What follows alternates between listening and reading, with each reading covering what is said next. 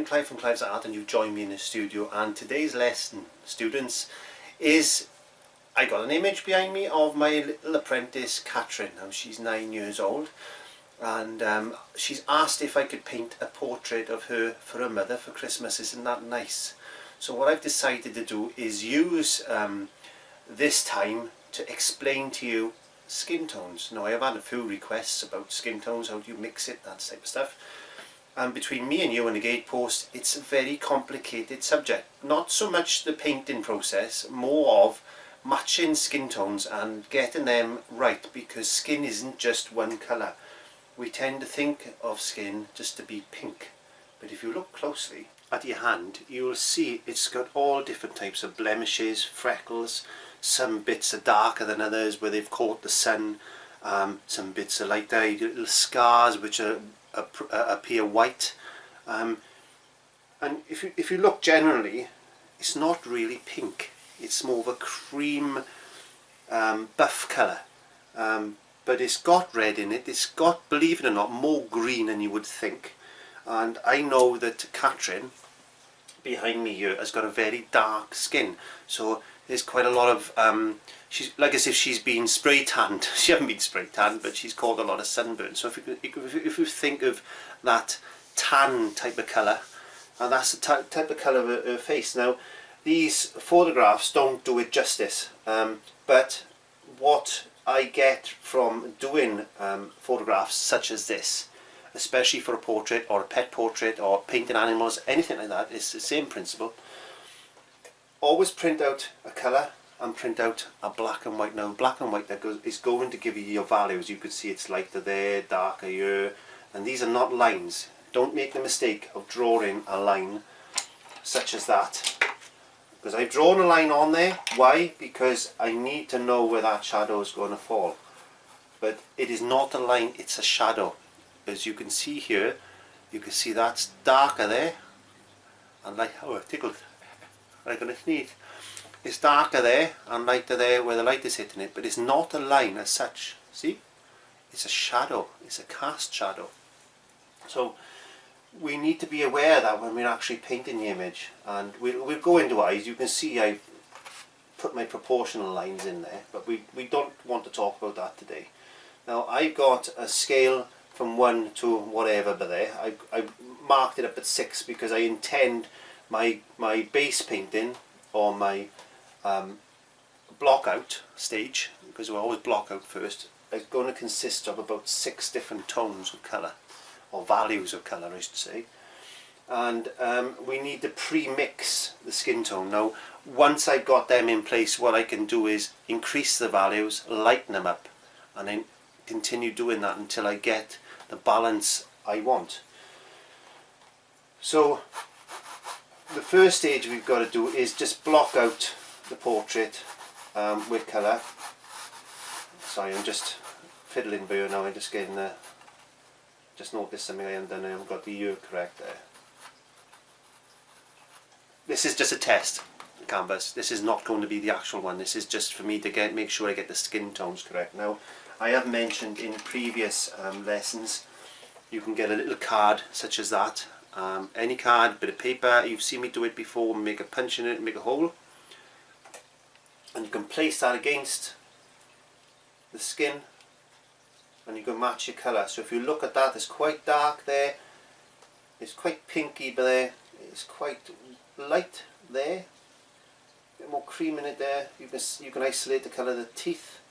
So these are very important tools in our arsenal as far as selecting colours are concerned, because you're isolating everything. As you're looking at that, your eye is picking up a vast amount of colour, but as soon as you do that, and then you can see that colour more accurately there. So as you can see in that example, I picked about 3 or 4 different spots, and you can see that how it isolates the colour, which is, they are very good tools, they really are. And it doesn't cost anything to get a little bit of card and make an hole in it. So what we're going to do now, we're going to get to the palette, and what I normally do is I will mix a base tone colour.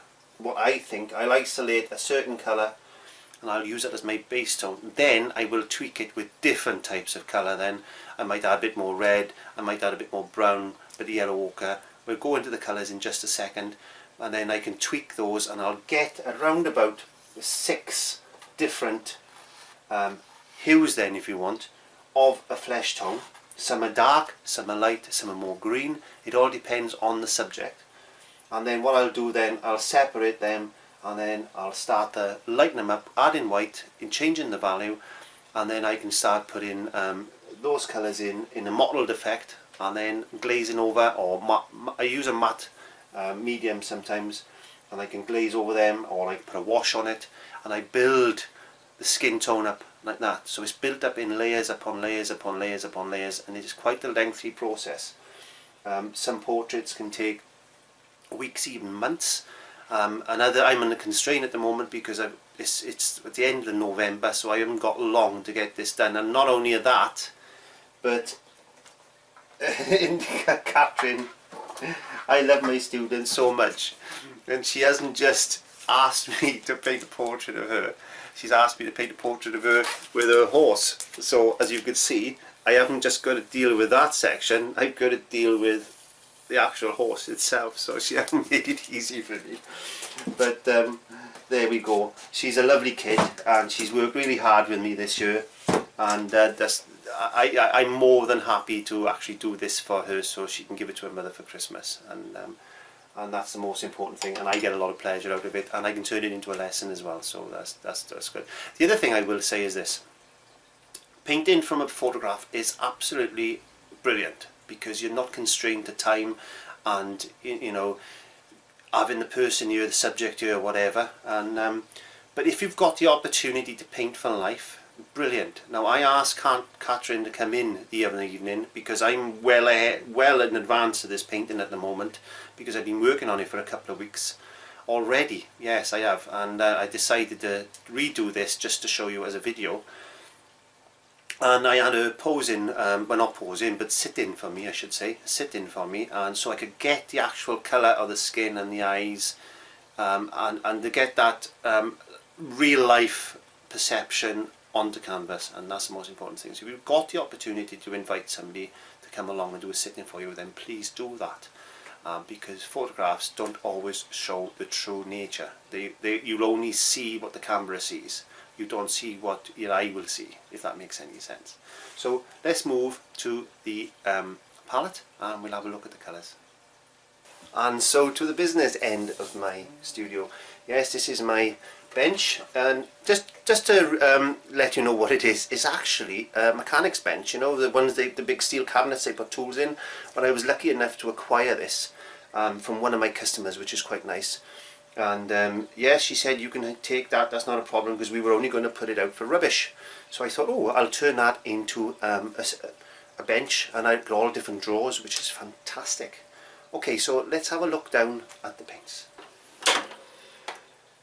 So the paints I'm going to be using are a mixture of different brands of paint, and when I mean brands of paint is the manufacturer, because I have asked Acrylic about what you mean by brand. Well, brand is Dale & Roney, they make System 3, Winsor & Newton make Galleria, etc, etc. No, I'm not promoting any particular brand, but these are the particular colours that I prefer, or brands of paint that I prefer to use.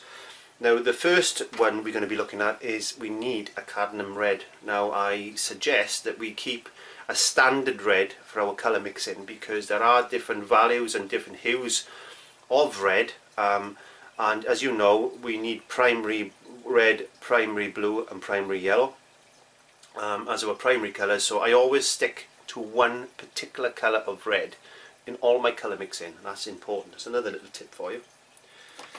I'm going to be using a phthalo green.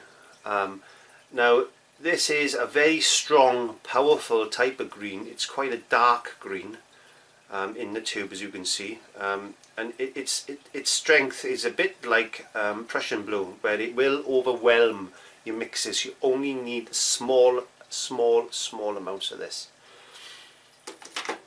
The other colour I'm going to be using is a burnt umber, and that's quite a red brown, as you can see, and you need warmth for the skin, unless it's obviously cold, but I mean 99% of the time you need a bit of warmth. So there's got a lot of red in it, burnt umber. That's why I tend to use burnt umber as a skin colour, I've got a yellow ochre as well, because we need to put some yellow into the skin, and excuse me, it's bordering more on the brown side of the yellow. So but again, it's got a lot of warmth in it, so that's why I use that.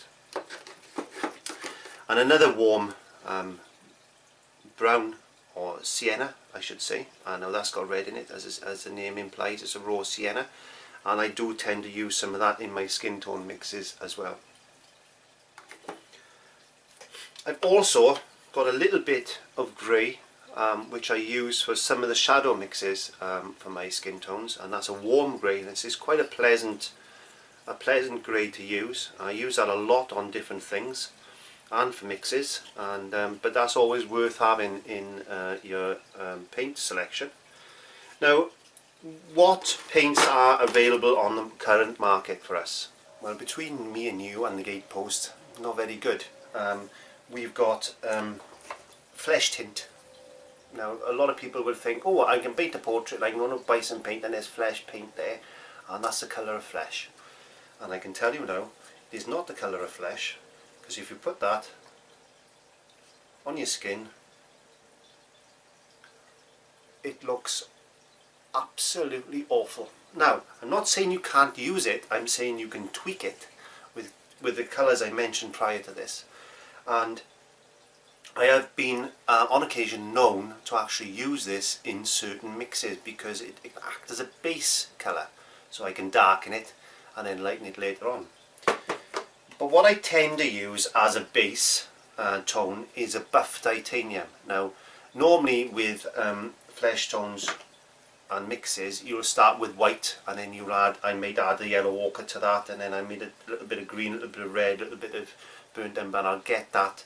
But what I normally end up with is something very similar to a buff titanium before I can start the tweak.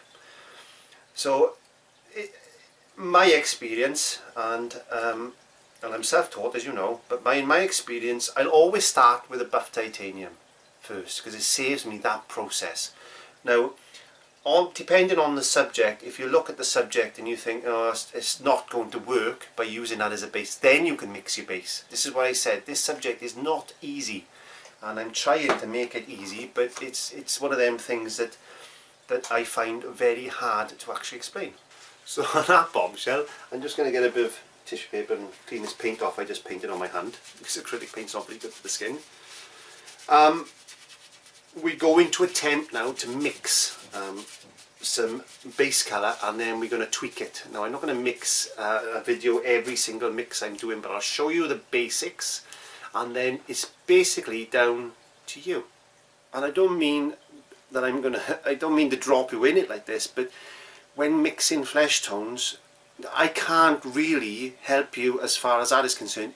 I can only show you what I do. Now, if you follow me, that colour might not be right to the painting you were doing. But if I show you the basic principle behind mixing a base tone and then changing its value, then at least it'll give you a bit of a start to get going on a portrait. So what I suggest now, we get back to the palette and I'll mix up a base tone and we'll go from there. Okay, so what I'm going to start with is, this is going to be easy for you, is I'm going to start with buff titanium. Now I'll show you how to take it from white right the way through, but I'll be honest with you, between me and you, we're going to end up with that colour. So there's no real need, because all I'm going to be doing, I would be using white, I'm going to be using a little bit of yellow ochre, I might put a little bit of burnt umber in there, and eventually I'll end up with that colour, and I might touch of red, a bit of green, but I will end up with that colour. So I think we'll start with that. So if you want to go out and get yourself some buff titanium, and then we'll alter it from there. So I'm going to just put a bit of that on the palette. Right, so we're going to put a, now you need to mix more on this obviously than what I'm doing here, because I don't really need a lot of this. I'm not going to waste a lot of my paint, but I'll show you the basic principle. And one thing I have noticed there, I don't know if you can see, but the paint is actually separated. You've got like clear gluey stuff there, which that is the acrylic polymer, and that's separated with the pigment. So all you've got to do is mix that in, And there we are. Now that's actually done in the manufacturing process. It hasn't been packaged properly. There's nothing wrong with your paint. You can continue to use it. You just need to mix that together. It doesn't happen very often, but it can cause problems when it does. Okay, so let's get a little bit of kitchen roll, my faithful friend. Now, as you can see, it's quite buff, because that's why it's called buff titanium. I got some yellow ochre there, don't worry about that. A little bit of staining on there, it's a bit contaminated, but it'll mix in, not a problem. Okay, so I'm going to add a little bit, and I mean just a little bit. As you can see there, there's not a lot on my palette knife, and I'm going to mix a bit of that in to the first one, and you can see it's starting to go a little bit more yellow. Well, I'll touch more to that. So always add a little bit at a time, otherwise if you go too far, if you add too much, you can't take it out. You can always add, but you can't take away.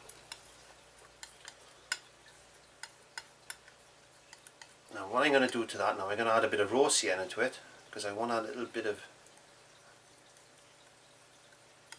red to go in there, and there's red in the raw sienna, so I want it just to warm it up a little bit more, I should say.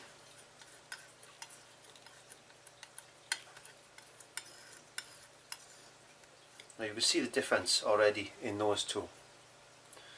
So that's quite a nice base colour, and we can check that against, if you just hold a palette knife like that against the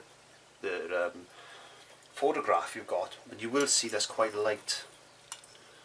Now we can add a little bit of red to that, and I'm just tapping my palette knife into the paint, and just that's all I'm picking up. Obviously you need a little bit more depending on the amount of base mix you're going to make. Now you can see that's going quite pink.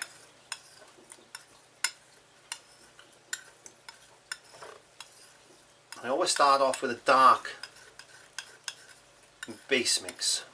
Now I got that to the pink type of colour I'm looking for. Yes. Now the complement of red is green. Now we don't always add black. We shouldn't add black and white to the same mix, because it will go a mucky colour. But to dull a colour back, and there's a lot of red in there now, so to actually dull that colour back, I'm going to add just a touch of phthalo green. Now phthalo green is the complement of red, so it will grey it automatically.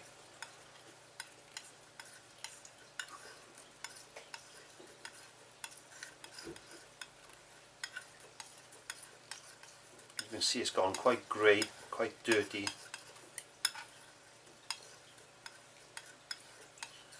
It's like a grey red then, if you want, but it's gone quite pink. There we are, you can see the colour now. We'll add that, check that. That's good. So what I'm going to do now, I'm going to add a bit of burnt umber to that, just to darken off a bit more. Now I've got the colour I want. I can tell you already, I got the colour I want. That's going to be my base colour.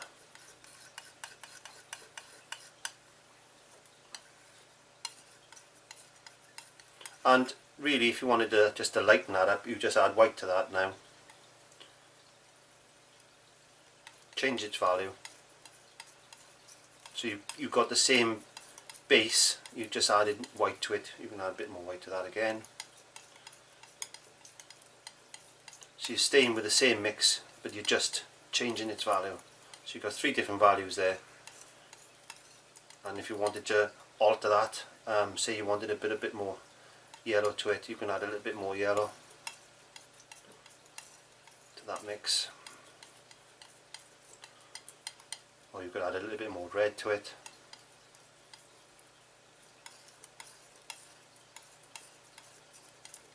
But basically what I'm saying is, once you've got your base colour, which is what that is there, which I use as my underpainting colour, and I might separate that into 2 piles, and one slightly lighter and one slightly, obviously that one and then one slightly lighter. and I'll use that like I did with the girl with the pearl earring, but I'm actually painting in colour rather than black and white, and then I'll get my tonal values in place. Put a bit of green to that now, see what happens. As I said, it greys off. You can add a little bit of brown to that, and that should give you a nice shadow colour.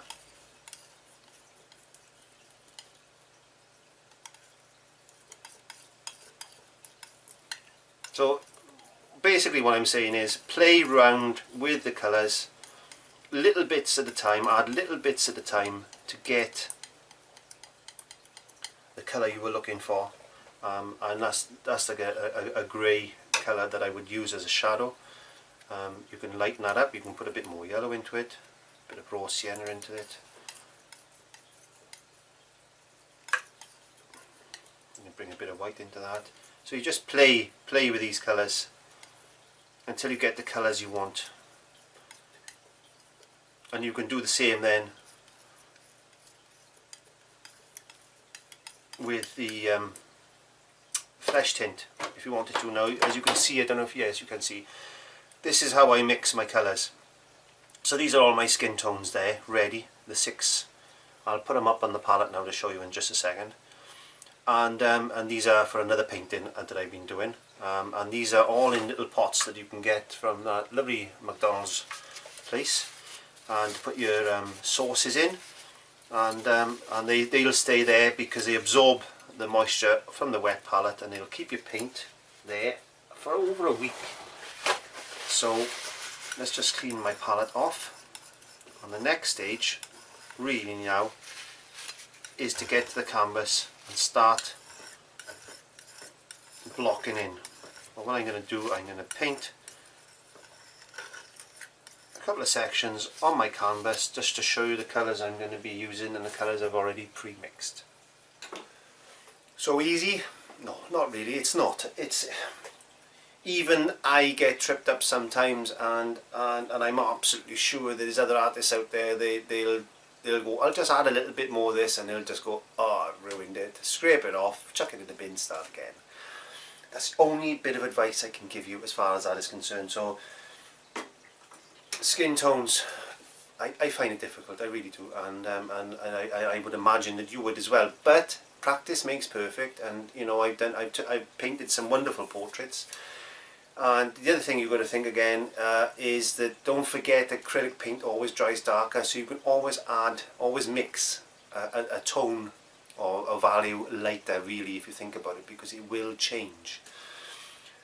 So without further ado, what I'm going to do now, I'm going to put my paints back on the palette that I've already pre-mixed for my session, and then we're going to get to the canvas, and then we're going to put those colours in place here, and then I'm going to start very basically doing an underpainting on Catherine's portrait here, and this is a test canvas, and then I'll show you how we can tweak these and how we can glaze over, and very quickly. Yeah, and I done the underpainting a couple of nights ago, and then last night what I did, I painted live, and I was just emphasising colour, getting the colours right and that type of thing, and you know, just playing around with the portrait really. So without further ado, I'm starting to waffle. I'm cleaning my palette knife off, and we'll call this lesson ended until the next one. So there'll be another episode after this, and that's when we'll actually start putting some paint on the canvas. So I hope that's been of use. Please let me know, please send me any comments, and I'm always willing to learn myself. So thank you very much for watching. I'm Clive from Clive's Art, and I will catch you on the next episode. Bye bye. Don't forget to give me that thumbs up.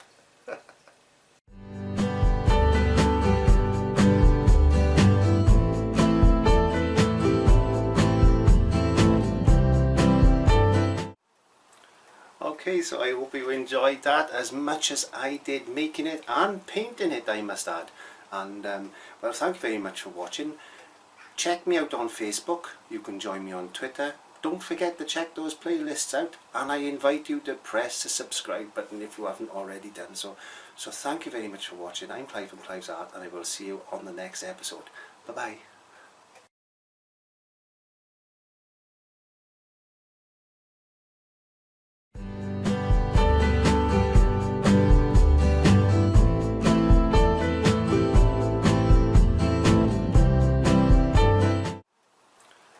Okay, so I hope you enjoyed that as much as I did making it and painting it, I must add. And well, thank you very much for watching. Check me out on Facebook. You can join me on Twitter. Don't forget to check those playlists out, and I invite you to press the subscribe button if you haven't already done so. So thank you very much for watching. I'm Clive from Clive's Art, and I will see you on the next episode. Bye bye.